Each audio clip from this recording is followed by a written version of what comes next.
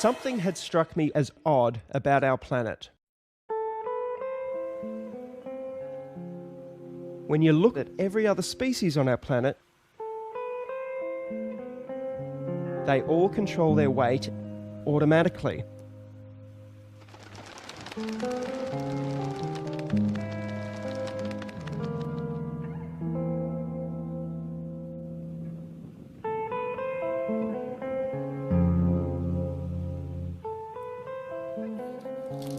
The only exception was us. And any animal unfortunate enough to be fed by us. I just couldn't understand why we were the exception. Why did we require willpower and everything else did it on autopilot? So I applied the only relevant skill I had, which was looking at evidence. And I found there was very little evidence for the standard eating advice we are normally given, and there was a whole stream of evidence which had been largely ignored. In fact, what we have been told about nutrition is dangerously wrong.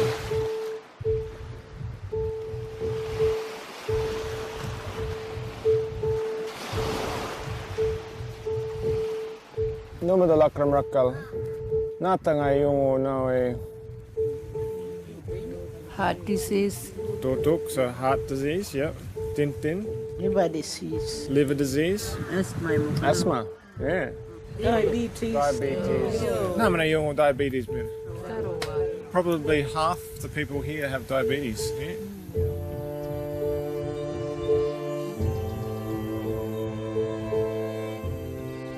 Diabetes, heart disease, high blood pressure, kidney disease, all what we call chronic diseases. When did those diseases start?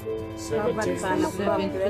80s. So before that, people were dying from nakun Hepatitis. hepatitis, pneumonia, TB. Well, they're all the mulpurumala. These are the ones that came with the Europeans. Bacteria, infectious disease. If we go back further, what's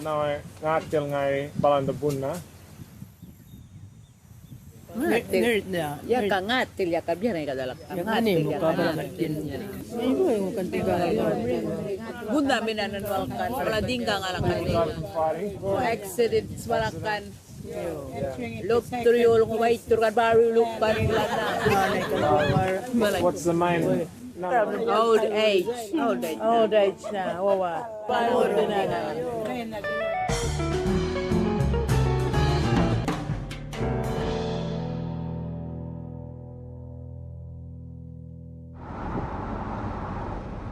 I had this label that I'm a fat girl. I am overweight. I have asthma. I've always had asthma.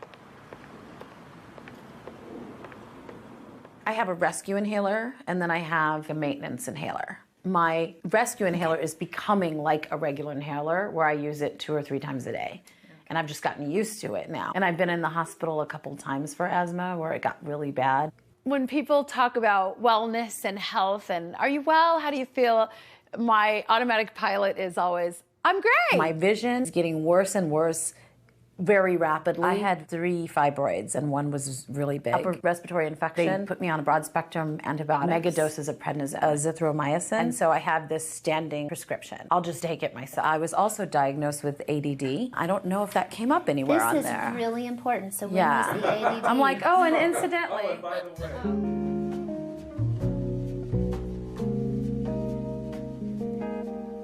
I remember when I was little, my mom taught me to write a letter.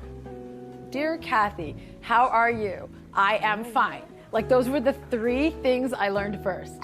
How are you? I am fine. And I'm still doing that, but I'm not fine. This is levothyroxine. I take 1 a day for my thyroid. This is atorvastatin. It's for my high cholesterol. This is fenofibric, tizanidine, duloxetine. I take that for anxiety. Hydrocodone, cyclobenzaprine, gabapentin tablets that's supposed to make your brain process pain in a different way. This is also for my thyroid. This is for my neck pain. These are muscle relaxers. And that's my medication, which I think is more than enough. My mom struggled with weight her whole life. She created me to be an emotional eater. Somebody was picking on me at school. Come on, let's go get an ice cream. Something happened good in school. Oh, let's go out and celebrate. We'll go to Mickey D's, you know. And I ended up doing the same thing with my kids and my grandkids.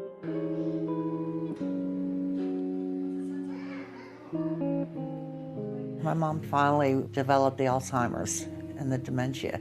And I saw the progression of the disease from start to finish. And you know, I forget things now and I can't think of words, and I start thinking, oh my God. You know, I'm the same way. I've gotten to be the same way. You know. This is a vicious cycle that needs to be stopped. Kim, my daughter, she has arthritis. She has lymphedema. She has hypothyroid. Her daughter, Kaylee, is 9. She has celiac disease. Barry's children are 5 and 4. Barry and Lauren, my son and daughter-in-law, they have a daughter, Abigail, who's 5. Abigail, you want to come back with me? Okay, sweetheart. Just step right up here. She has autism. She's nonverbal. She has epilepsy. She has central sleep apnea. No. She has digestive problems. Any trouble urinating, any trouble with bowel movements? She has constipation. Constipation? Okay. She's Yeah. on the Miralax daily for Yeah. that? Okay. Yeah. The hardest part, just having a child that can't speak. I know my wife feels the same way. That's to me, that's like the most painful part. Abigail, look. Look over here. Abigail. Abigail seems like she's doing really well, and then she'll get tired and she'll have a whole bunch of seizures, and it's like she's forgotten everything. It's like her brain resets itself. Playing music? It's really the seizures that compounds her autism. We're counting on average about 50 a day, so she's getting a great big cocktail of garbage. This stuff's pretty mild compared to this stuff. This is called on-fee. This stuff here it's over $1,000 a bottle. My insurance covers 70%, so I get the joy of only paying over $300 a month just for this stuff. Have you noticed any improvement with it? We have, otherwise, believe me, for over $300 a month, she would have been off of it a long time ago. The whole situation makes me mad, but mostly just because how many 6-year-old kids are these neurologists putting on these heavy narcotics? I mean, this is as bad as if you were to go buy heroin off of the street. And that's the first thing that these doctors are trained to offer the kids. That's it. Good job. I hate it. The lump in my throat as I was reading. The side effects, man, I mean, may cause harm to yourself or others, may have rashy, irritated skin, may cause sleeplessness. And I've seen my daughter have some of these side effects. We're gonna need a lot of help for sure. I have no idea. I have no idea how we're gonna do it. Do what? Switch her diet. She refused just about everything except for like the goldfish and Doritos. So.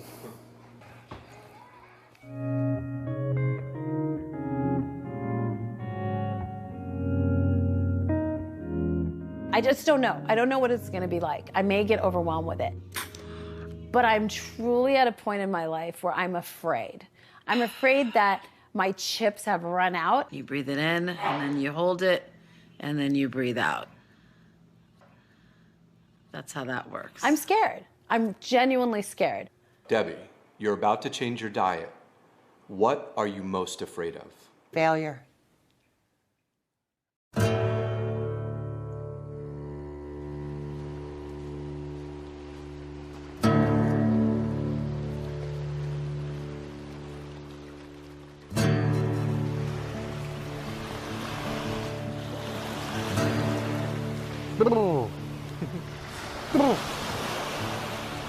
Wishing for luck.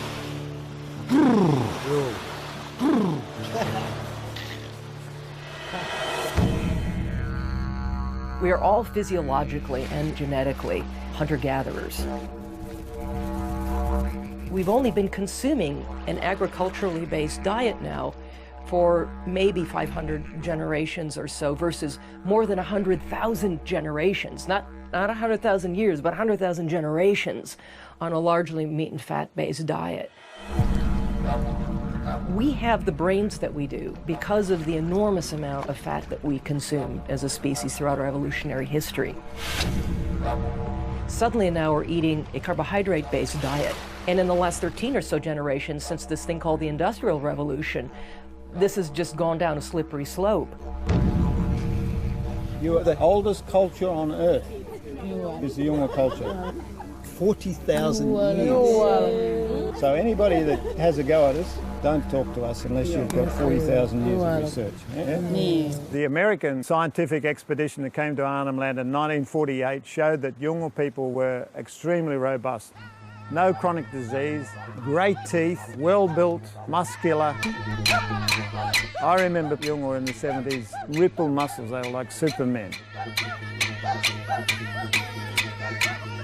I came back in '83 to see a population that was decimated. This chronic disease tsunami that is now wiping across the Yolngu population. Funerals are just this constant part of life here. Well, you finish one and then the next one arrives and then the next one arrives and you can kind of get a funeral fatigue. 6.3 marker. And all of life is needing to be reorganised around that. There are definitely still people alive today who, as they were growing up, were living a traditional lifestyle. We're running out of those people.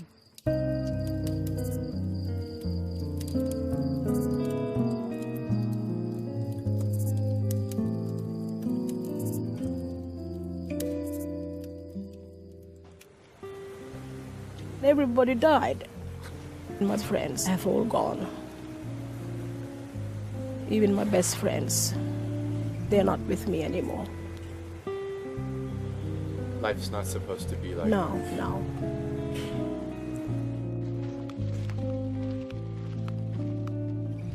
Dear Angel, can you tell me in your own words why are you here at this retreat?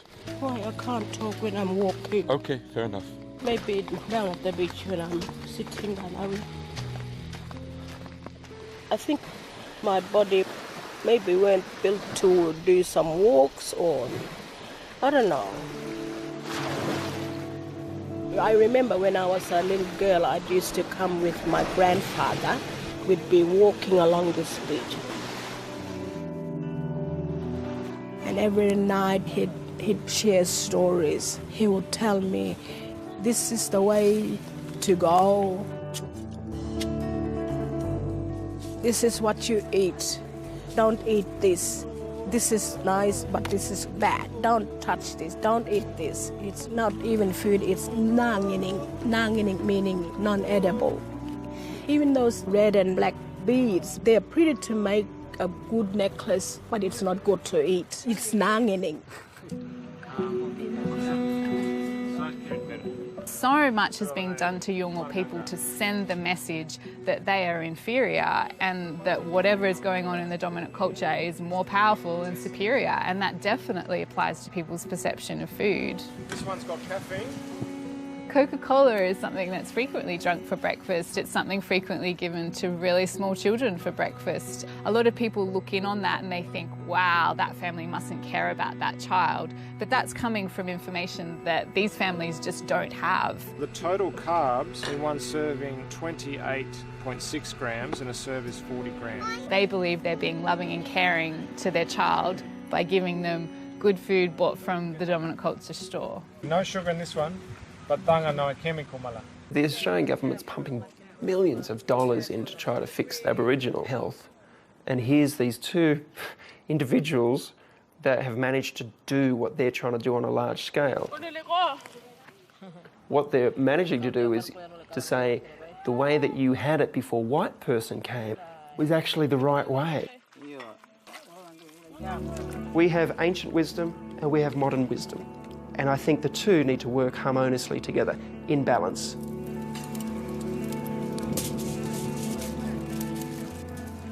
So in the philosophy of Hope for Health, what is good food?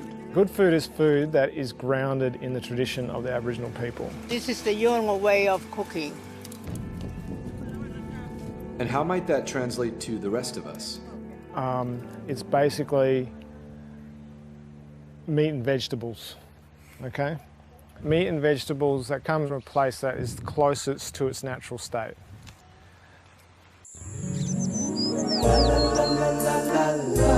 Years ago, there was a commercial for a particular margarine. That's not margarine, that's my sweet creamy butter. This woman, who actually turned out to be Mother Nature, tasted it, and she said, it's not nice to fool Mother Nature, and made lightning happen and thunder. The fact is that processed food is not natural. That's trying to fool Mother Nature. Should I get the trash bag out? Probably. We should be eating the foods that nature provides, not that are scientized, not that factories provide. Would it be okay if I sat down on that chair over here? Go through the store without a problem. Okay, I'm sorry. Your mom is the daughter of my father's sister. So your dad is my mom's uncle. That's right. Dude, everything in there is gonna have to go. I think it's probably best if it does. Pastaroni. What is pastaroni? Pasta. I guess. Even the name in and of itself tells you how highly processed it is. It's somebody's brand name. Abigail, get down. Any food preferences? I know you gave me the 3-day diet diary. Those are her food preferences. SpaghettiOs, chicken nuggets, goldfish. Goldfish is a normal. Doritos. What about drinks? Apple juice. Apple juice. We've hijacked our taste buds with food-like substances that are not whole food, that are not real food. Here's a good one.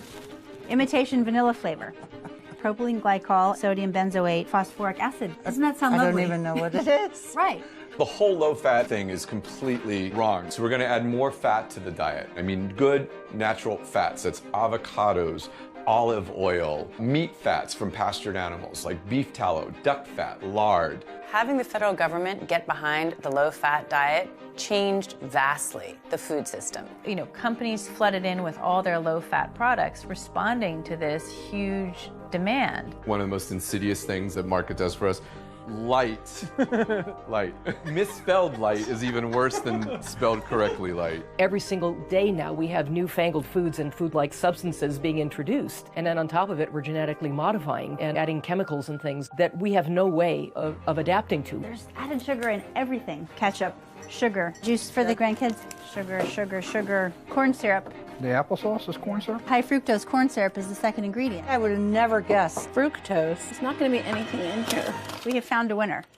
You know what? Scratch that. There's sugar again. That's something. Yeah. Wow. Obviously, we will never again eat cereal in our life. Perfect. Get rid of it. Bread and other grain-related products are really worrisome, A, because of their gluten issue, but most importantly, because of their carbohydrate content. I don't even know if we need to say anything about this. Yeah. Just, you know. Okay. I call wheat the perfect obesogen. Food perfectly crafted to make you fat. Wheat is in all frozen dinners, all breakfast cereals, taco seasoning mixes, instant soup mixes, canned soup, salad dressings. In other words, of the 60,000 products in the average supermarket today, 59,000 have wheat. There is nothing you can get at a grain that you can't get anywhere else. Not even close, in fact. Meat, seafood, vegetables, fruit, nuts and seeds, and eggs have so much more to give. Maple and brown sugar, heart healthy. You know that can't be right, right? Wheat was added 10,000 years ago, which sounds like a long time because it predates the Egyptian Empire, the Greek Empire, the Roman Empire.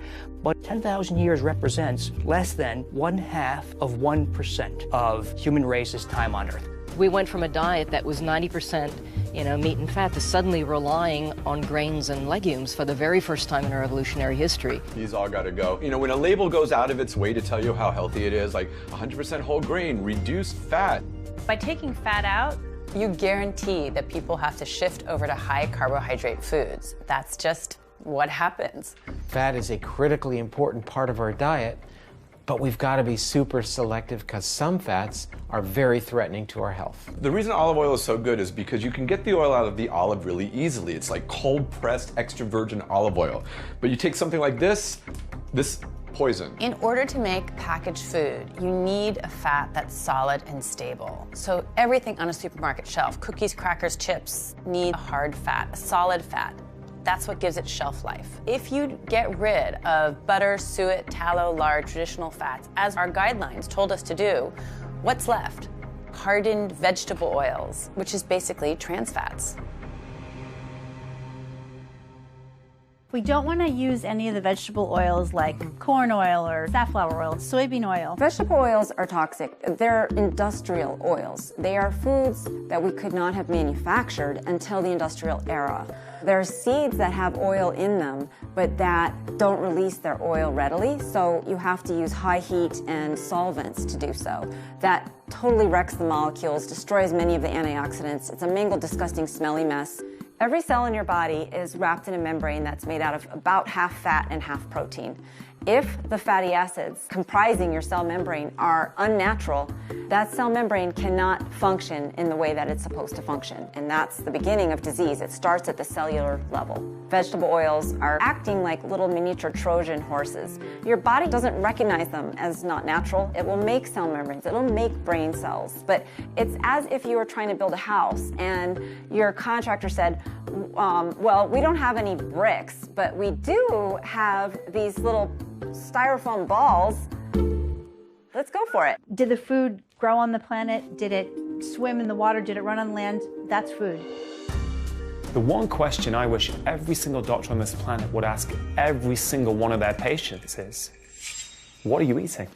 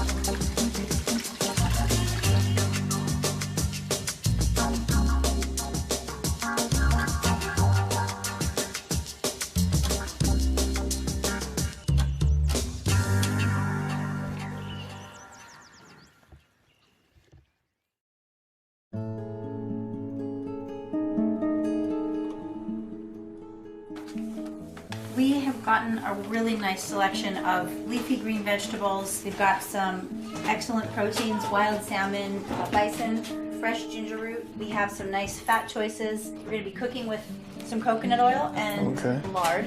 What we're doing is focusing on things that are natural. In the Western world, we're not suffering diseases of underconsumption. In fact, it's the opposite. We're suffering diseases of overconsumption. And once we get rid of refined oils, processed foods, refined grains, what we're left with is vegetables, fruit, nuts and seeds, meat, seafood, and good healthy fats. And that is what we should be focusing on. Okay, here's the turmeric. Yep. So we're going to use some coconut oil to the pan. Yeah, Barry, you know the pan spray I had? I had to throw it out. Well, there's no question that the brain can burn glucose. What powers the brain far more efficiently in terms of its energy-producing components, called the mitochondria, is fat. So we're going to get lard all over our hands? Yes. Okay. Our brains thrive in a fat-burning environment. Now, technically, we call this a state of ketosis. And to get into a state of ketosis, one assumes what is called a ketogenic diet, which basically means a diet that's lower in carbs and higher in fat. Oh, that smelled amazing with that garlic. Barry, have you ever cooked anything like this in your life? No. Being in a mild state of ketosis is really the place to be.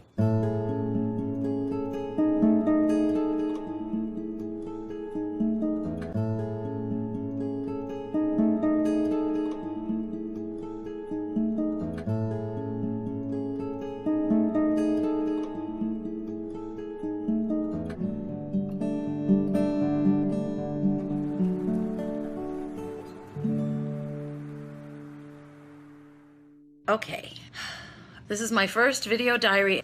I started this new way of eating today. I figured since we're talking about all natural, I'm going to torment people by having on no makeup. Okay, I know this is not supposed to be a big old cooking show, but here we have some lamb with the bone in, and I am sauteing them in some coconut oil, and the green you see is kale that I just removed. And I made some riced cauliflower so that I can feel like I'm having carbs. Bone broth in all of these, by the way. Normally, I would just go out and eat 3 times a day. I'm so used to grabbing and going, but I am really gonna do this. I am gonna do this. I have to do this.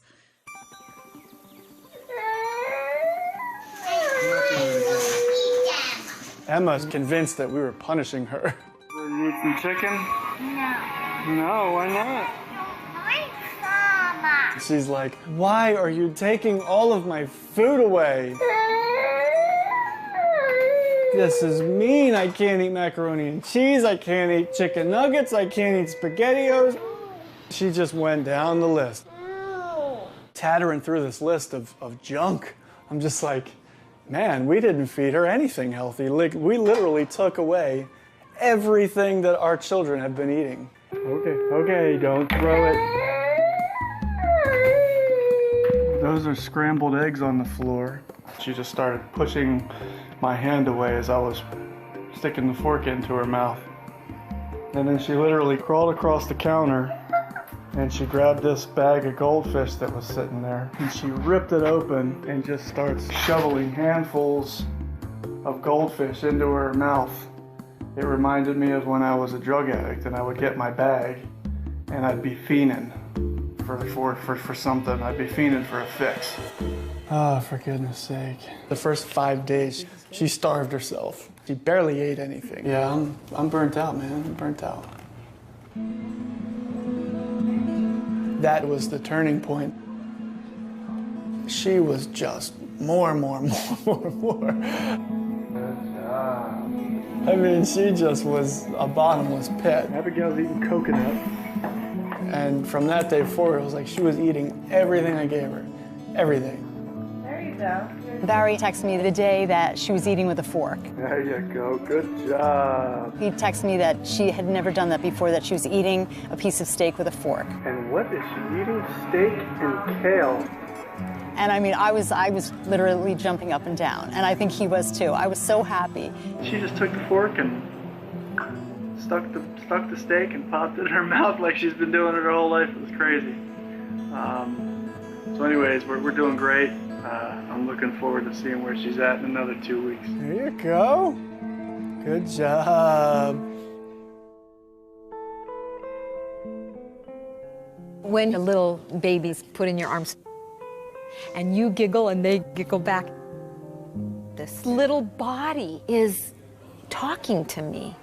Without language, but talking in their own way. And the baby lights up. He never lit up. We knew from the moment he was put in our arms at 2 weeks old, we knew something was amiss. When he was 3, I decided to put him on a specific carbohydrate diet. Just meat, vegetable, fruit, nuts and seeds. 3rd day on specific carbohydrate diet, he fed himself for the first time. 5th day, he said his first word. So I almost fell over on my chair. He said, "We come for welcome," because I said, "Thank you." I would always talk to him. And it was always me doing the talking, us doing the talking. And he, wouldn't answer to his name, all that typical autism stuff. I said, "Thank you," and he said, "We come." One of the things, though, that always bothered me was that he didn't seem to be able to stop bobbing, rocking, verbal noises. And so I was already beginning to wonder about if he needed something more.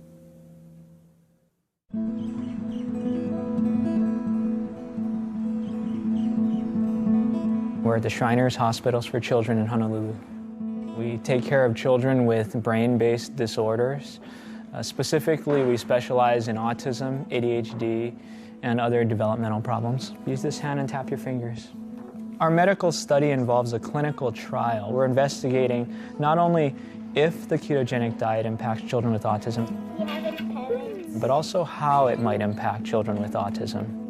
To help with their language, help with their socialization. We want children to be able to interact meaningfully with their families again. You put that one in there. And you can push it off with the, yeah. The ketogenic diet and the state of ketosis changes the metabolism in the body. And so instead of using glucose as your primary go-to fuel, the body taps into ketones. Do you want butter too, or you're fine? I'm okay. Yeah. Ketones are acids that the body produces from fat. It cannot be produced from carbohydrates or sugars. He likes coconut oil all over everything. And the body uses the ketones for energy for the brain and the free fatty acids for the muscles. Good balance. Open your eyes. Aaron Thatcher's been on the ketogenic diet for approximately 6 months. He has seen an improvement in some of the core features of his autism, including increased socialization, interaction with his mom. Just to get him peaceful. Yep. It's huge. Brings peace to the whole family. And I would say, you know, our loving interactions are more. Increase independence and self-care skills, decrease in his stereotypic repetitive movements and behaviors. Aaron, we're going to put these puzzle together, okay? Start with these, and I have some here, and let me know when you need more. As evidenced by his scores on the ADOS, he initially, pre-diet, had an ADOS score of 16, which is in the high range for autism. And on his 3-month follow-up, had a score of 8. What do you like doing that makes you feel happy and cheerful? Coming here. Coming here? You like coming here? Okay, what are some other things that make you feel happy? Taking a bus. Taking a bus, that sounds fun. Okay, how about things that you're afraid of? Are there things that... Turtles. Turtles like in the story that we read? The ocean. Oh, the honu in the ocean. That makes you feel afraid? I was watching Aaron take the ADOS, and there are questions on the test, like, what do you find scary? And he said... Turtles. Great, A+, right? So I said, can you say that in a complete sentence? Given the opportunity, he probably could. He did. We did give him the opportunity. Can you tell me in a full sentence? I'm afraid of turtles. Awesome. Tell me in a full sentence what makes you feel happy. I feel happy. I took the bus. Awesome. That's more therapeutic than the question that we asked him. Do you ever feel sad? Can you describe what it's like when you feel sad? Sometimes I feel lonely. What makes you feel lonely? When I be by myself. Oh, can you say that in a full sentence? I feel upset because I'm a lonely person by myself. There are some common metabolic processes in the body that exist within every cell in our body. If you're taking a medicine, you're targeting a specific mechanism within the body. Whereas if you approach it more broadly, such as through food, we might be able to influence a variety of organ systems, including the brain, the pancreas, the liver, muscle cells, blood vessels, etc., through one intervention.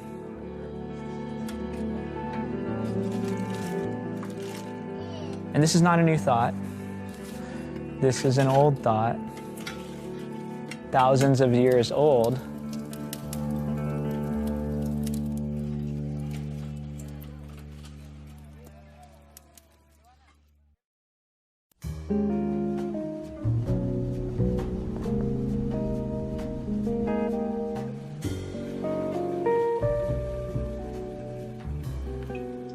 I think that eating alone only bolsters the little hamsters in your head that are telling you what you should and shouldn't do. I mean, I rarely will sit and eat a meal alone without there being some little commentary going on in the back. Well, you really should have less of this, or you really should have done this or that. There we go. Look at that. Beautiful bird. Oh, that looks so good. But when you eat with other people, you end up talking and bonding and sharing. I like that. I just like that better. So you'll see there's meat and there's fat in here. You don't have to eat it, but it's really good. It's interesting with the fat that's floating. I've become so ingrained over the years of fat's no good, don't want fat in my diet. You know what I mean? It's hard to like. I thought about your face. I'm like, Lisa's gonna be like, I cannot eat that. I thought about you. Well, it all started with Susan Powder back in the early 90s. With the spiky hair. Yeah. I'd go buy a fat-free cake and I'd eat the whole thing and I'd be like, I'm eating fat-free. But all of that sugar turns into fat. It's carbs. So they say it's fat-free. When really, when you're eating it at the time, it's fat-free. It has no fat in it. But what does it turn into once it goes into your system? Fat. More fat. So we're gonna make the mayonnaise. Basically eggs and lemon plus oil equals mayonnaise. Okay. Right? I love it. So let's prove it. This is olive oil. Yeah, I'm using olive oil. You wanna use a pure oil like this that isn't gonna be toxic to your body. And Lisa's scared of the oil. It's gonna be okay, Lisa. I'm like counting up the Weight Watchers points in my head. I would love to be able to not have to count Weight Watchers points and not have to be so scared of eating sometimes, you know?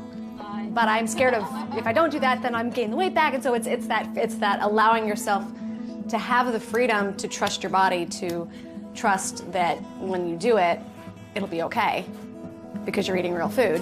Doing this as an act of love, as something we're all making. Remember that, John? It's not. Where's your tossers? Well, I'm gonna pour it on the first. We're just gonna do it to taste. Oh my God, I'm so excited. To a long life of happiness and health. And friendship. And friendship, absolutely. Cheers. That was fun. I love you, girls. I love you too. In the 1950s, the nation was really in a panic about the rising tide of heart disease that had come from pretty much out of nowhere to be the nation's leading cause of death. In 1955, President Eisenhower himself has a heart attack, and he's out of the Oval Office for 10 days. So the nation is fixated on this problem, an urgent public health problem. Nobody really knows what causes heart disease, right? There's a number of different explanations. Maybe it's lack of vitamins, maybe it's car exhaust. So into this vacuum steps Ancel Keys, a pathologist from the University of Minnesota, and he says it's saturated fats. Saturated fats and cholesterol cause heart disease. Of 10 men, we can expect 5 to get it. And that was his hypothesis. He had an unshakable faith in his own beliefs. He was called a bully even by his friends. And he was able to get his beliefs inserted into the American Heart Association. So the first ever dietary recommendations telling people to cut back on saturated fat and dietary cholesterol to avoid heart disease were issued by the American Heart Association in 1961. That's the beginning of the story. It's the tiny little acorn that grew into the giant oak tree of advice that we have today and that we can't back out of. What was the evidence for that recommendation by the American Heart Association? It amounted to one study, coincidentally performed by Ancel Keys. That's the 7-country study where he went to 7 countries around the world, mainly in Europe, but also the US and Japan. And he sampled nearly 13,000 men, and he looked at their diet, he looked at their cholesterol, and then he waited to see who had a heart attack or who died of heart disease. I mean, he had a hypothesis that saturated fat caused heart disease, and he was out to prove it. For one, it's very clear that he cherry-picked his countries. He had done a number of pilot studies. He knew where people were not eating much saturated fat and had low rates of heart disease, like Yugoslavia and Italy. And he ignored other countries, also low rates of heart disease, like Germany and Switzerland and France, where they ate a lot of saturated fats. He didn't go to those countries, which would have disproven his hypothesis. His study showed that low saturated fat intake was associated with low rates of heart disease. Associated, but it doesn't mean that reducing saturated fat is what caused those people to suffer less heart disease. It was also true that these people ate very little sugar. In fact, they also found in that study that what correlated best with cardiovascular death was sugar. Then what ensued was a tremendous amount of science to try to prove Ancel Keys' hypothesis right. Billions of dollars were spent in large clinical trials, the most rigorous kind of science you can do. And they were done in mental hospitals and veterans hospitals, the kind of experiment that you can't do anymore because it's considered unethical. And at the end of billions of dollars of research, they could not prove Ancel Keys' hypothesis.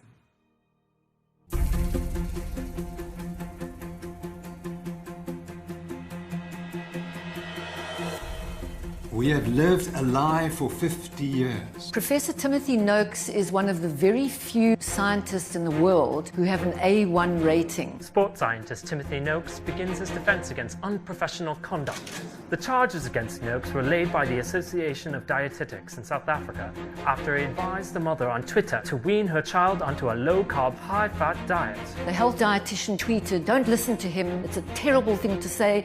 I'm going to report you." This will seriously harm our profession. The dietitian went on and lodged a complaint with the Health Professions Council of South Africa. That's the regulatory body for unprofessional conduct. That is the most serious charge you can level against a medical doctor. It's time for us to take charge of our nation's health. This is the modern-day trial of Galileo.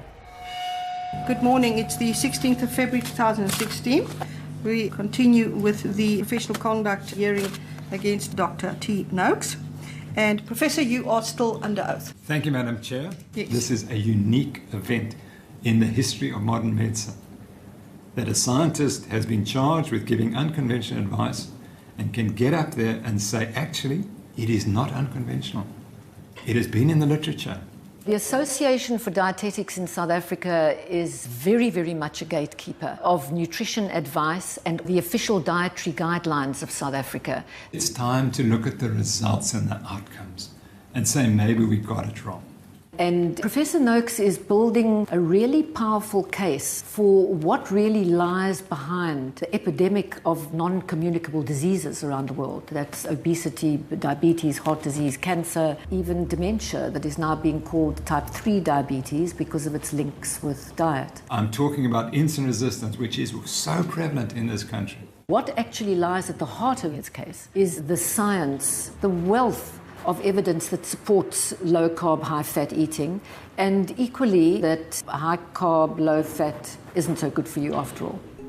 One of the definitive studies of the low-fat diet was done in the United States by the National Institute of Health to prove that the low-fat diet reduced the risk of cardiovascular disease, and they invested $700 million into it. There were 48,000 postmenopausal women who were going to be studied for 8 years. They were divided into two groups.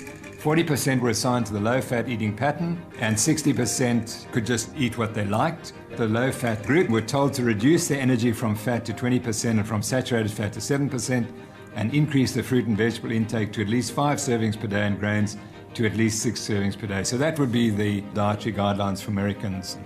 And what did they find? After 8 years, this amazing study, the low-fat diet did not significantly reduce the risk of coronary heart disease, stroke, or cardiovascular disease, and achieved only modest effects on cardiovascular risk factors. So after all that effort, that was the outcome. In the 35 years we've been following the guidelines, animal fats are down by 17%, red meat down by 17%, eggs are down by 17%, whole milk down by 73%. So everything we've been told to cut down on, we have cut down. And everything we were told to increase, we increased. Grains are up by 41%. Vegetable oils up by 91%. Fruit up by 13%, vegetables up by 23%. So on the whole, Americans have been following the guidelines. It leads you inevitably to the conclusion there must be something wrong with the guidelines themselves. There were parts of the study which were a bit worrying. And this was women who were sick at the start of the trial with diabetes. This healthy diet should make them even healthier. But it didn't. Women with diabetes did worse. And what I found interesting is they've never reported the 8-year data on the women with diabetes in that study. And you have to ask, why? When these study results are coming out, they're deeply inconvenient. This hypothesis has been adopted not only by the American Heart Association, but also by the National Institutes of Health, the entire federal government, medical societies, and a number of industries, the vegetable oil industry, ADM, Monsanto, Bunge, some of the biggest companies in the world, and the grain industry and the soybean industry. So these results had to be ignored somehow or suppressed. I've been left with a very disturbing feeling that this hearing was set up from the very beginning. We'll adjourn tomorrow, 10 o'clock sharp. There is much more at stake than a simple tweet. There are powerful vested interests. People stand to lose a lot, whether it's status, money, in accepting Professor Noakes' viewpoint.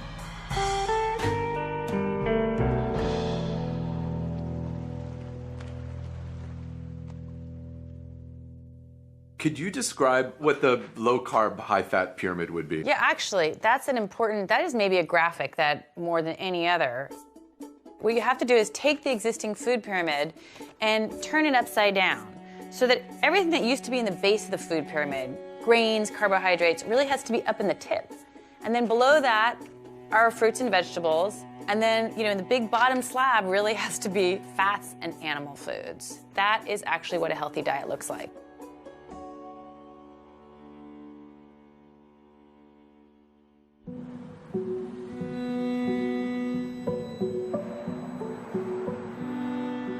Hi. Hi. How are you? I was so excited to come here today to see if there's any changes with Abigail. The first time I met her, she was walking on top of the windowsills. She's a climber. Abigail, get down. Flopping all around on the couches. She comes in and... Hey, cutie. She's absolutely calm. Say hi. Hi, Abigail. Do you remember me? It's very exciting. Very exciting. Can you say hi? Seems like she's losing some of that massive belly. It looked like she was like constantly bloated. That seems to have decreased. Her bowels have regulated. They were using a laxative every single day. And I don't know if you noticed that when you're trying to present her something that she doesn't want. No. She's actually saying no. Yeah, I noticed that too, actually. Like with her mouth, she's actually saying no. She's able to concentrate and she's able to progress because she's not running all over the place and she's not seizing. Her seizures are going down, and we have tangible data from the school. We are actually starting to wean her off of the anti-convulsory narcotic that she's on that I think you guys heard plenty of complaints from me about. These are great strides within just 5 weeks. It's great. What do you make of his sort of subdued attitude about all that? They live with Abigail day in and day out. You don't see your children grow. That's incredible news. Yeah. Is that not big news? Yeah. I have faith in bigger, better things, man.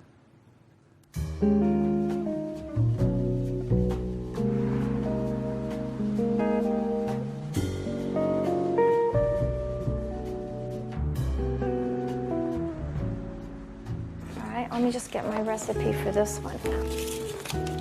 So we're gonna make the chocolates and then... I want you to grind the macadamia nuts. Today we're gonna be making 2 survival foods for somebody just starting out. The first one is macadamia bread. That's your fat bread that I saw? That's my fat bread. I'll deal with the messy part because I got the apron. And I'd like to make a sugarless chocolate. It's something you can have in your refrigerator when you just, I need something sweet. We both needed our little something. Yeah, I use stevia. I don't use sugar because it elevates my blood sugar. Taste it, see what you think. I think it's perfect. I think it's perfect too. I think it's perfect. Everybody needs to learn a new word. It's called hyperinsulinemia. We're going to grind the macadamia nuts into a butter. We are constantly triggering our insulin. Some people develop type 2 diabetes, some people develop cardiovascular disease, some people develop Alzheimer's. I developed cancer. In 2012, I went for a breast MRI. And something lit up like a Christmas light. I had invasive with HER2 amplification, which is very aggressive and metastatic type of breast cancer. I'm going to add the coconut butter. Cancer cells have an Achilles heel. You inhale oxygen, your bloodstream carries oxygen throughout your body, so that's an energy source for healthy cells. And that energy is used by the mitochondria, which is in the cytoplasm of the cell. But cancer cells can't do that. Don't do this if you have granite. They can't get energy from oxygen. Cancer cells need to ferment. They need sugar and refined carbohydrate to proliferate. Do you ever see Star Trek, The Trouble with Tribbles? Okay? Do you remember at the end they say, I figured it out. If you don't want them to reproduce, stop feeding them. And that's what cancer is. So I started a ketogenic diet. A ketogenic diet is a high-fat, very low-carb. It's like Atkins on steroids. This particular diet for cancer means 80% healthy fats, 10, 12, maybe 14% protein, and no more than 12 grams carbohydrates. Oh yeah, look at how nicely it rose. All I was looking for was to prevent it from metastasizing. And surprise of surprise, it started shrinking. My tumor started shrinking. You can see it came out gorgeous. And my last MRI, the radiologist said, had I not known you were diagnosed and treated, I would look at this from another patient and say, nothing to see here. So you never actually went through chemotherapy? I didn't do surgery, I didn't do chemotherapy, and I didn't do radiation, no. The headscarf is a religious. Right, it's not a yes, chemotherapy. absolutely. No, I have my hair. I don't know how to ask that. I have my hair. I eat well, I have a wonderful family, I have a wonderful healthy life. This can be in a donut pan so you can make lox, cream cheese, and bagels. I've never had an illness from the day I was diagnosed. My immune system is so good now that everybody will get sick with the flu, and my grandchildren are coughing in my face and sticking their hands in my mouth, and I don't get sick. That's the norm. Yes, that is the norm.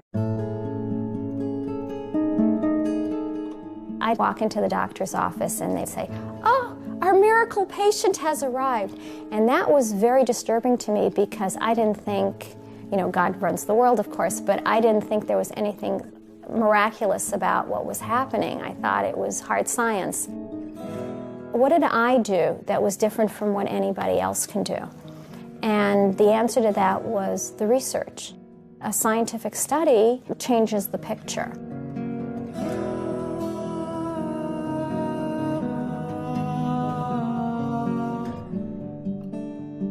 Cancer is described as an immensely heterogeneous disease. That's in fact a buzzword that's now very much in the literature. If you have a primary tumor, this cell can have this mutation, and right next to it you can have a cell that has different mutations, and the cells in the metastases have still different ones. And so what happens is, no matter how you target your cancer therapies, you're going to end up catching some of the mutations, and then some of them are simply going to be mutations you didn't hit with these particular therapies, and then those cells are going to be the ones that survive and come back to get you. Most cancers are treated by cocktails of multiple drugs which fail. They also subject the patient to toxic side effects and poor quality of life while it's failing. But in some respects, the more heterogeneous the cancer gets, the more it tends to converge to a common metabolism. That cancer cells depend on glucose as a source of fuel. That then could lend itself to a metabolic approach which targets just that. I don't know that that's going to be the case in most cancers, but it still doesn't stop me from being optimistic about the idea of using diet as an adjunct to chemotherapies and other forms of therapies to improve the overall efficacy of treatment. So I can make anybody fat. Insulin causes weight gain. So for example, if I prescribe insulin to people, people gain weight. I could make you obese. I just have to give you enough insulin. If you think about what the major causes of disease are in the 19th century and early 20th century, what was killing people was infections, right? So people are dying of tuberculosis, people dying of pneumonia. We developed penicillin, we developed all these great drugs, so people lived. The problem is that's not our situation now. So we've taken the same attitude of here's a magic pill and we've applied it to a dietary disease. That's insane. The multi-million-dollar question is, why is it happening? I mean, it's not like we're deficient in pharmaceuticals, right? And we don't have a Toujeo deficit. Right now, it's really the perfect storm. I mean, we're eating more processed food than ever before. Our environment is toxic, and we're leading these incredibly stressful lives. I think a lot of diseases are really the same disease. So like obesity, type 2 diabetes, high blood pressure, heart disease, it's all basically the same problem. Type 2 diabetes is a dietary disease. It's the leading cause of blindness, it's the leading cause of amputations, it's a leading cause of kidney disease and dialysis, it's a leading contributor to cancer, it's a leading contributor to heart disease. So practically 70% of what we practice in modern Western medicine is all related back to your diet. What happens when you're eating these high-carb diets is, of course, is this constant flood of first sugar and then insulin, because your body's like freaking out. Oh, it's too high. We're going to hit a coma point. Here we go. Got to do something about this. So out comes the insulin. When you're constantly shouting with this insulin hormone, the receptors on the cell will down-regulate. It's called insulin resistance. The body is not responding well to insulin. It's like if you're shouting really loudly, people are gonna put their fingers into their ears, right? If you shout really loudly every day for years, the cells get deaf, they don't hear it anymore. The body has to excrete 2 times more, 5 times more, 10 times more than normal to get the message across. And then you treat it by injecting even more insulin. And I think that's, criminally insane.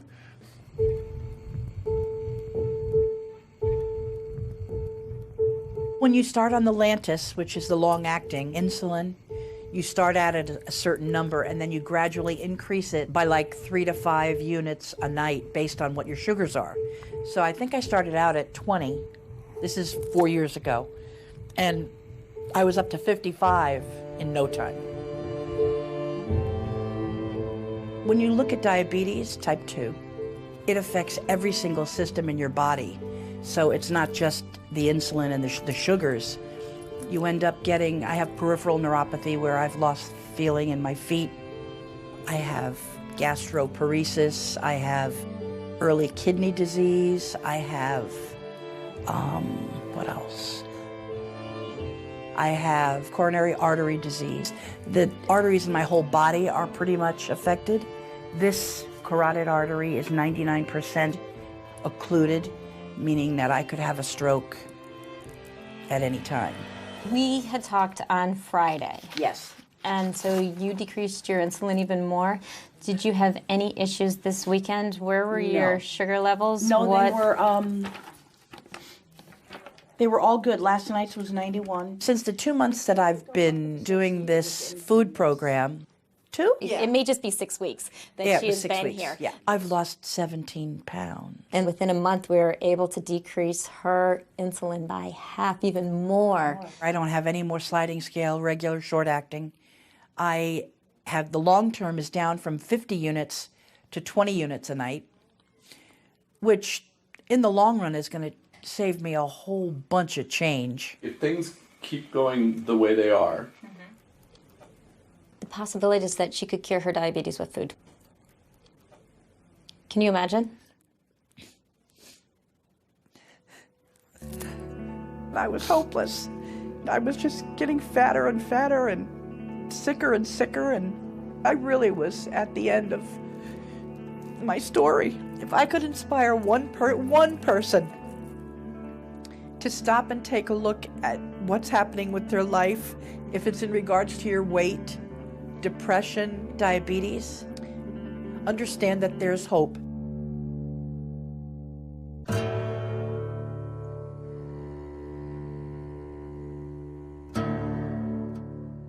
When they rounded up the tribes in this country and put them on reservations, they were starving, and the U.S. government gave them commodity foods. It consisted of white flour, sugar, and lard. What do you do with white flour, sugar, and lard? Is you make fry bread. It's our concentration camp food.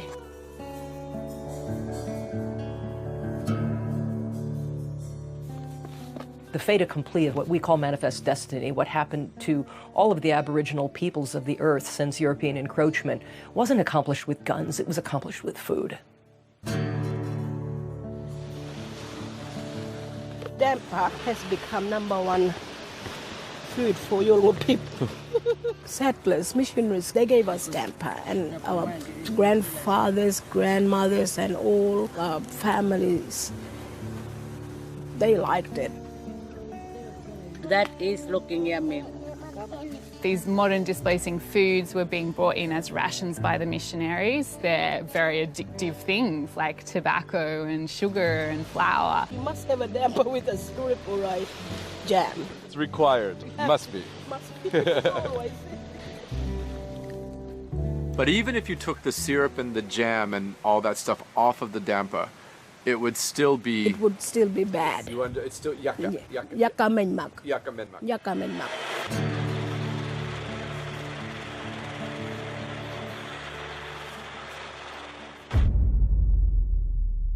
Maize has become our staple food. It's called pap in South Africa. It's mostly prevalent in impoverished rural communities. In South Africa, that's mostly our black population. So when we talk about maize being the staple food in Southern Africa, we have to understand how it got there. It was a decision by the South African government to produce maize on an industrial scale. And the question is, well, was that good for our people or not? It's not indigenous. It was never indigenous to South Africa. All our maize is genetically modified. It's refined. It's high carb. You might as well be eating a bowl full of sugar. And dietitians, including the one who laid the complaint in the first place, are proponents. And I'll argue that it was the introduction of maize and making this a staple food which has been a problem for us. Madam Chair, objection. I really can't see how the details about something based on a conspiracy theory is relevant. Madam Chair, in respect of the influence of industry driving the obesity epidemic, there were sponsors for ATSAN. There were a number of sponsors, including Kellogg's, Pillsbury, etc. If you work with a flawed model of just energy in and energy out, you forget about how behaviors are modified. You forget about how addiction comes about. You forget about how advertising influences the whole epidemic. I am submitting that that is irrelevant. The objection is overruled. Professor Noakes, you may proceed. Thank you, Madam Chair.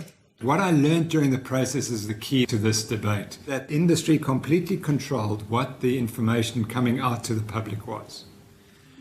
And I exposed that in one chapter. These guys know what they're doing. You know, it's not an accident, I don't believe, that people are hooked on all this junk and processed garbage. The Global Energy Balance Network was a front for Coca-Cola. There's something bigger going on here. The whole food system needs changing. What Coca-Cola is doing is to control the messaging of obesity globally by controlling the scientists. One of the tactics that industry uses is they'll fund studies that are designed to confuse the record. Their goal was not to talk about obesity, their goal was to confuse the public. Almost all scientific conferences depend on industry funding, even to discuss a subject. If there's no funding, nobody's interested. Nobody wants to even talk about it. It's like depriving a field of oxygen. I've repeatedly been told that there's no evidence to support the low carbohydrate diet. That's incorrect. This is a randomized controlled trial published in 2008 by Dr. Finney. These are expensive trials and there's no money to do it. He does not get funding from the National Institute of Health. He has to go and raise his money himself. This is the evidence. He's putting people with a metabolic syndrome, half of them on a high carbohydrate, low fat diet, and the other group on a high fat ketogenic diet. Look at the results. Body mass and abdominal fat, high fat outperforms high carbohydrate, low fat diet. Triglycerides, one of the key markers of metabolic syndrome, down 50% on the high fat diet. We tend to overconsume carbohydrate in this country because it's addicting, but also because we produce it in ridiculous amounts. If you fly from New York to LA, the majority of what you're flying over, all those little circles and squares on the ground, that's America pumping out carbohydrate as fast as it can. That's the 30,000-foot view, that's what's happening, and that's reflected in our grocery stores. Now here's the HDLC, which we all told is the good cholesterol. What we're not told is when you eat a high carbohydrate diet, your good cholesterol comes down. And you go on a high fat diet, HDL cholesterol goes up. There isn't a single multinational corporation on planet Earth that wouldn't stand to profit from every man, woman, and child consuming a carbohydrate-based diet. That very particles that are damaging our arteries are increased on a high carbohydrate diet and reduced on a high fat diet. It's incredibly cheap to produce, it's highly profitable, and it keeps you perpetually hungry. What could be more perfect? Now, this is even more remarkable. Saturated fatty acids in the bloodstream, which greater your risk of heart attack. Now you eat more saturated fat, and the saturated fatty acids in the bloodstream go down. Pharmaceutical companies are profiting from this. Weight loss industry is profiting from this. Undertakers are making out like bandits. About the only people that aren't profiting from all of this are the rest of us.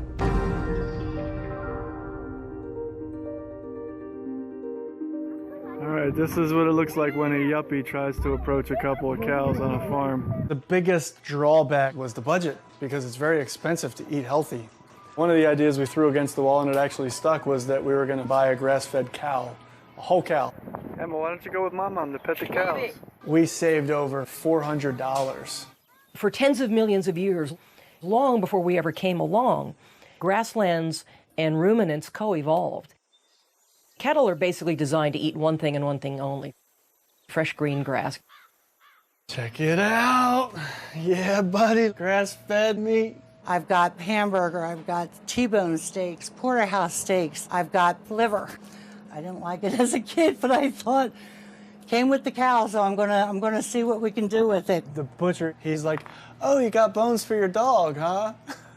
We're like, "No, they're for us." Like, we used to have 40 more species of large herbivores roaming across North America before the end of the last ice age, and we had 60 million bison thundering across the Great Plains.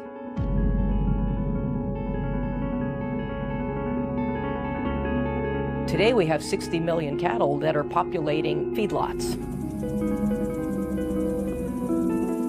You know, grain feeding of animals.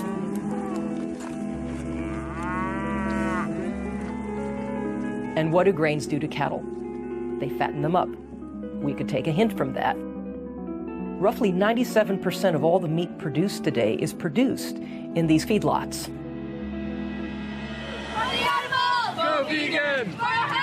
Go vegan! And where we hear passionate vegetarians and vegans and animal rights advocates screaming about how we raise animals for food, I'm standing right there with them. It's wrong, it's unsustainable, and it has to stop. But there's also misinformation and misunderstanding being promoted by genuinely well-meaning people. What people don't understand is that everything really hinges on restoring natural systems. Do you see that happening in the United States? Like, can we reclaim our Midwestern prairies again? Is that possible? It depends on how successful this documentary is, right?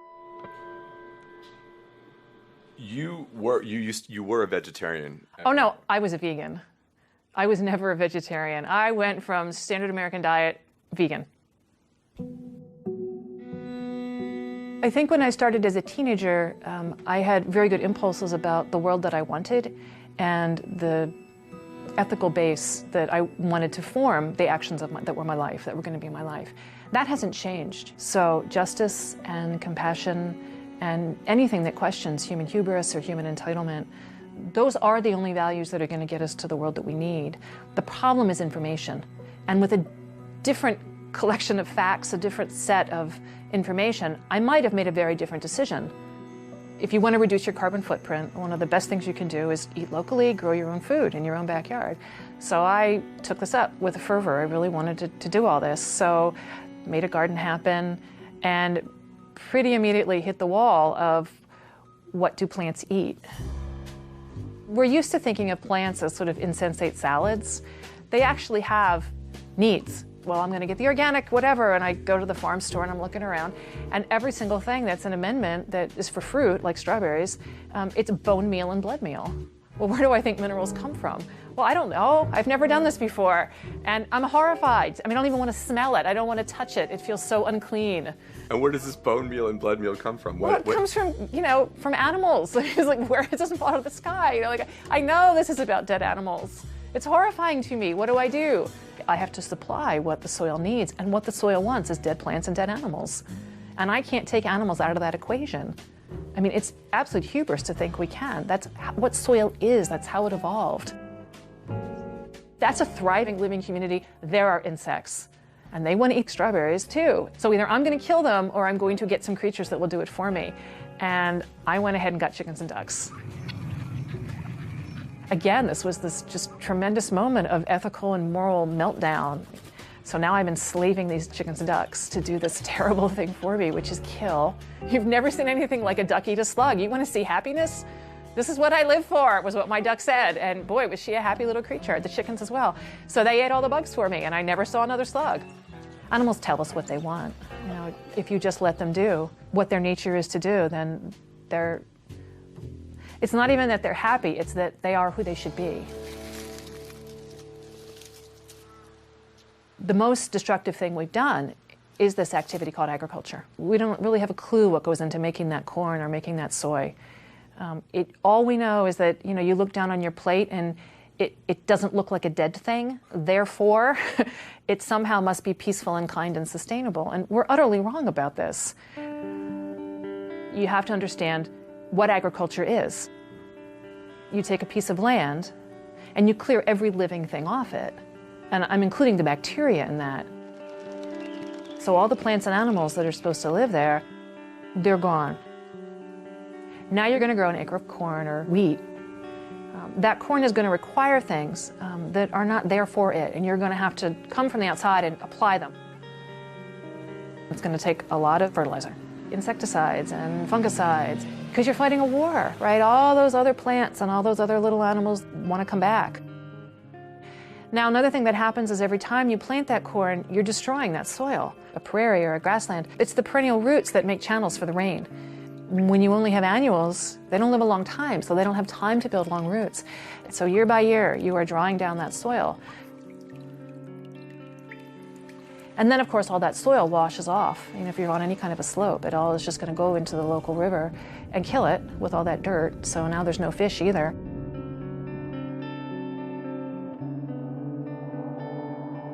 In the meantime, though, while the corn is still growing, you can transport it to a miserable cow living on a cement floor inside a steel building and feed that cow for about 60 days. Past that point, she will die from the corn because it's not her natural diet. But until that point, she will get really fat really fast, and then slaughter her, feed her to humans. So you're going to make people sick eating this meat as well. As far as I can tell, this is nothing but death and destruction from the very beginning to the very end of this.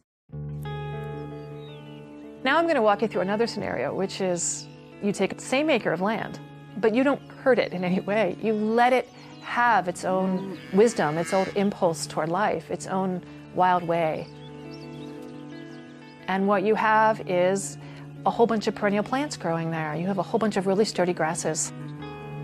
You've got big birds and you've got ground-dwelling birds, and then you've got small mammals and larger mammals. You might even have, every once in a while, a really big mammal come across there. You know, you might have a wolf or a bear or somebody. And in the meantime, you've got a ruminant.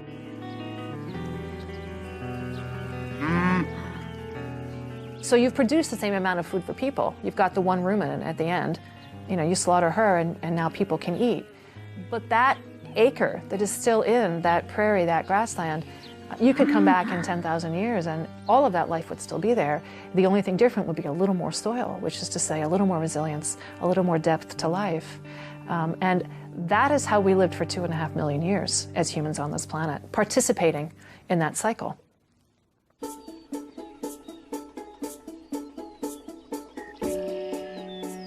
We're here in the Shenandoah Valley of Virginia, and what we do is pastured livestock. In nature, herbivores live in large groups and they migrate. All we're doing is duplicating that kind of migration, moving the animals across the land so that this choreography, this ballet of the pasture, can perform its dance on the grass. When people say eating this way is unsustainable? Oh, listen, it's not only sustainable, it's actually what we call regenerative. It allows the grass then time to regrow, to recuperate. Grass is essentially 95% sunshine. This takes sunbeams and converts it to something that has weight. And amazingly, the herbivore can take this, ferment it in her rumen, and turn this into arguably the most nutrient-dense food in the world.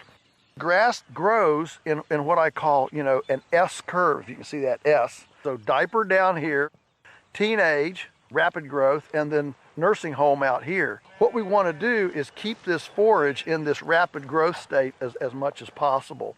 So the role of the herbivore in nature is actually to prune the grass to restart that rapid metabolic capacity. This is what builds soil, hydrates the landscape, and actually sequesters carbon. This is the system. When grass is allowed to be as productive as it's supposed to be, it actually is far more efficient at converting solar energy into biomass than even trees. That's why all the rich, deep soils of the planet are under prairies with herbivores. And if every farm in the world would do this, we would sequester all the carbon that's been emitted since the beginning of the industrial age in fewer than 10 years. When a confinement animal facility shows a picture of this hog factory or chicken factory or whatever, They're not showing all the land that's required to grow the grain to keep it going and all the land that's required to handle all the manure that it's generating. In this system, you're seeing all that land.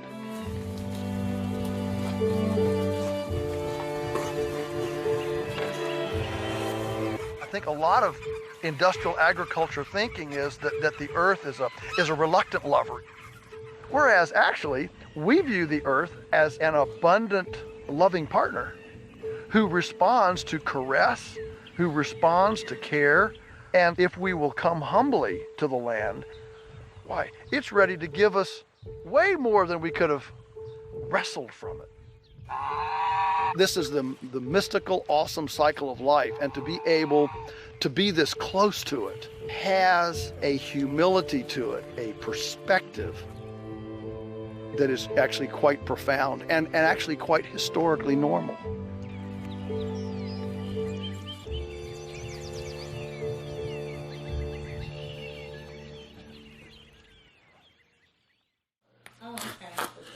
Really, for the past few years, every time I've spent time with my mom, just like her cognition reminded me of my grandmom. Like it was starting to remind me of like those early stages of my grandmom. My son just told me not too long ago, he said, I love you, and I'm really becoming concerned with you. You're starting to check out of life. I see you starting to deteriorate the same way that she did. That scares me. I used to get these horrible headaches. I was battling depression. I would just start to cry. I would tell my husband, I said, I'm tired of this.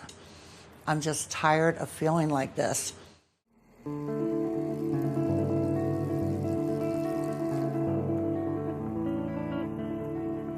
Since we started eating clean like this, I have not had, and I kid you not, I have not had one of those headaches, not one. My energy level, my thought processing, I mean, I've seen remarkable changes. You know, until you've been there in that dark place, you can't really grasp the magnitude of it. I have been there and I have lived that. It's like a vicious cycle, you know? And this is just so much better. Does it taste like a strawberry? Was it good? Yeah? To sit down and have a conversation with my mom, and she's clear-headed, like for the first time in years. You gotta squirt water down into the hole. I feel like I've got my mom back. I can't wait to see in 6 months from now, what other changes could there possibly be? The good news is something I never thought I would hear myself say, that I am completely off all insulin. Oh, Patty, Yeah. congratulations. That's incredible. Yeah. And your blood sugars have been completely fine? It's been 10 days. Are you kidding? But who's counting? How much weight have you lost in entirely? 45 pounds so far. It's so exciting. 45. I think that's 3 dress size. I'm halfway. I would like to lose 90, so. I find that so fascinating. The first lines of defense are always like, take this pill, take that pill, that medication. And like, oh, you're at the end of your rope. And so maybe you should try changing what you eat. I think I always knew that, but I don't think I knew how. And as much medical knowledge as I have, even nursing, I don't think they teach you enough about nutrition. I mean, that kind of makes me a little bit embarrassed to say, but it's been a whole big lot of reflection. A whole new world opened up. I think that's what was amazing to me. I mean, I just... Yeah. Anyway, I can't happy. hear that, so thank you for that. Thank you. There's something implicit in all of this that no one seems to be saying. The human body is a vastly complex system, but how we fuel it is really simple. If we fuel our bodies correctly, then the complexity should just take care of itself. So, metabolically speaking, there are really only 2 fuels we can use. They are sugars and carbohydrates, which is glucose, and fat, which is ketone bodies. If we go with the notion that fat is the fuel that nature has intended, then suddenly all the dominoes just fall into place.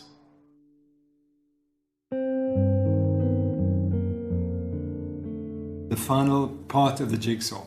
We spend millions of rands training hypertension experts, obesity experts, diabetes experts, heart disease experts, but they're all treating the same condition. We can continue to teach a failed model. We can continue to train more doctors and build more hospitals and tell people they must eat lots of carbohydrates. A model that is causing millions of South Africans every few years to develop type 2 diabetes. Or we can say maybe we got it wrong. Because the only people who are suffering besides myself and my wife are the people of South Africa. Professor Noakes, on a charge of unprofessional conduct, the majority of this committee find you not guilty.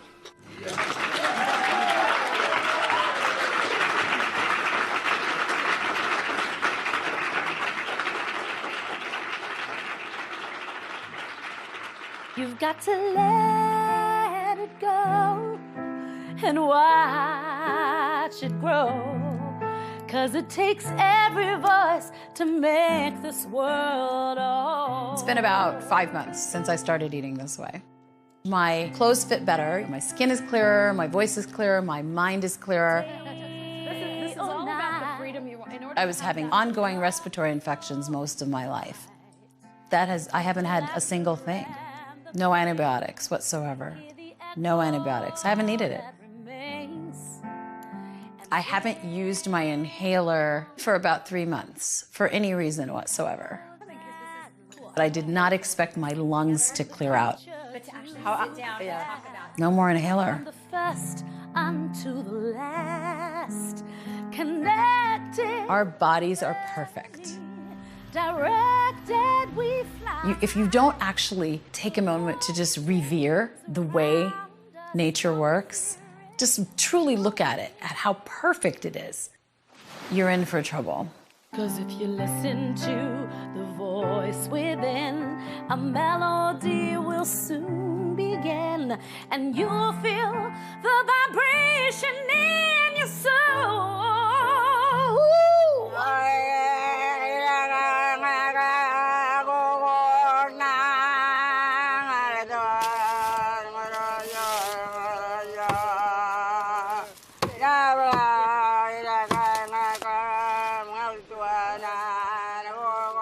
This is my blanket, my sheets that I born with. My mom used to always make me warm with this, like this.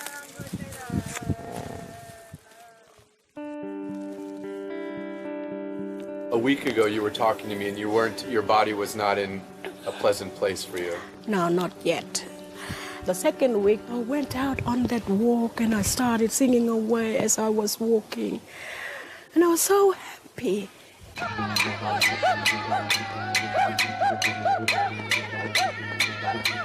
My body was rejoicing.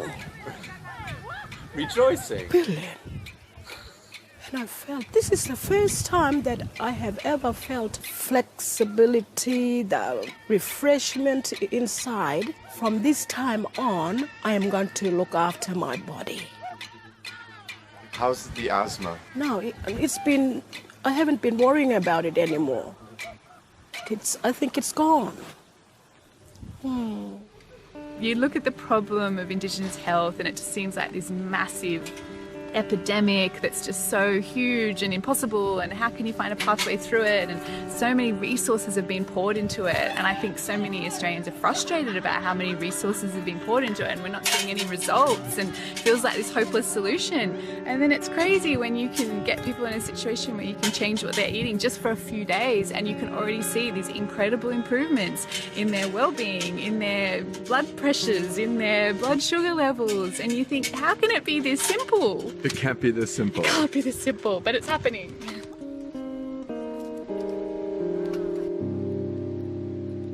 Look at that everywhere. Learning all of this, so nice.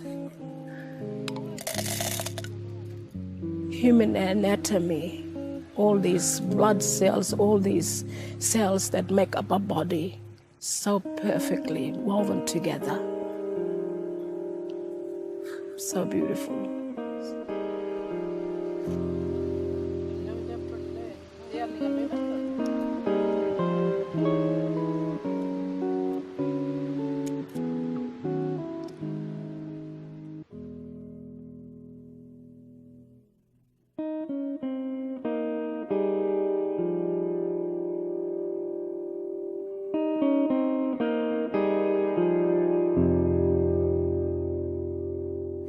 You touch your nose.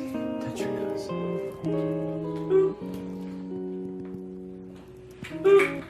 One more time. She's pulling her hand. Boop. That's it. That's your nose.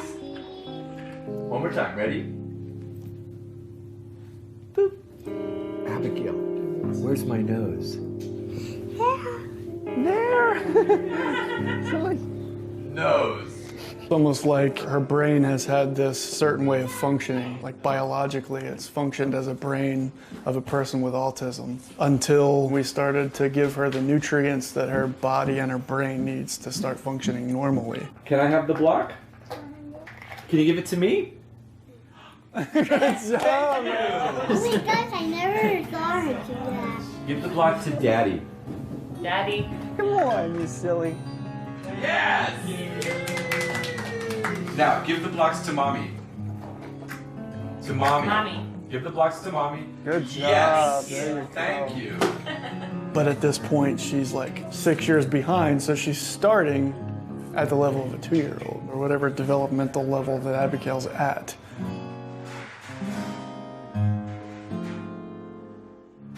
I got her a bunch of summer clothes in April because it was her birthday. It's probably not until July I started putting them on her. They were all too big. They were all like a size too big for her. She looks amazing.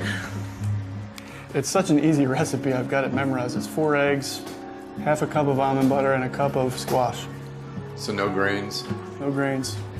And I always melt some ghee over top of the pancakes so she gets some fat. There's a child trapped in this body that is, you know, crying out to be released, you know? Hey! Hey! And it's like she's waking up. Yeah.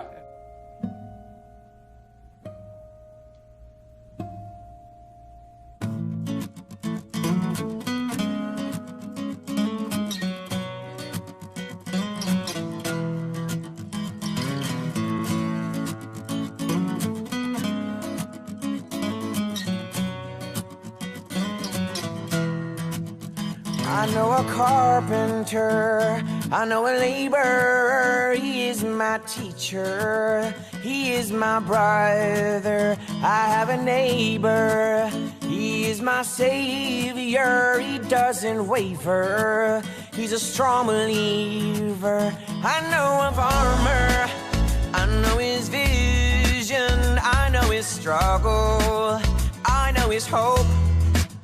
They are all archetypes, people that I might like to be just like in a completely different way. And we all we're coming out of our caves, coming out of our caves. Yes, we all catch a swell, catch a wave.